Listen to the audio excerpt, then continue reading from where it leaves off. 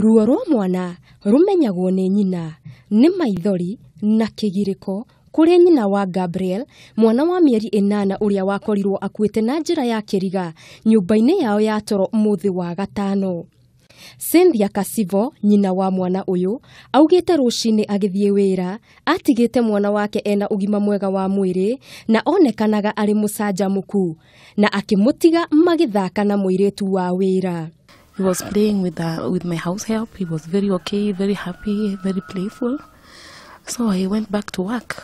So in the evening, when I came back to the house was silent. There was no lights, and I tried calling the house help. Her name was Bilha, but she could not respond.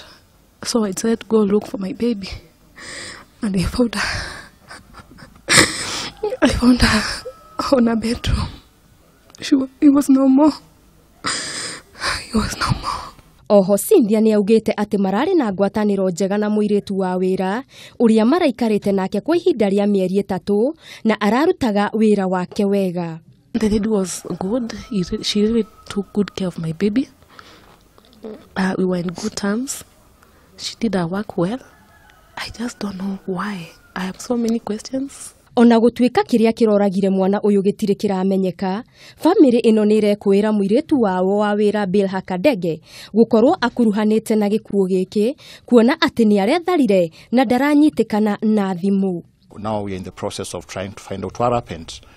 The police officers here in Bungoma, they are very, very supportive. They are trying to trace the house girl because she's still missing.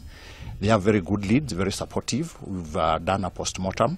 And we are waiting for the final results so that we can really ascertain and get to know what happened to baby Gabriel. Borithi rĩu nĩ marethana na mũirĩtu ũyũ nĩ ũndũ wa ũthuthuria makĩria kũrĩa maumĩrĩra ma ũthuthuria wa ndagĩtarĩ metereirwo kuma ũmũthĩ. Ngĩribotera Kameme TV, Ngetwo Wangari Maria wa Mũigana.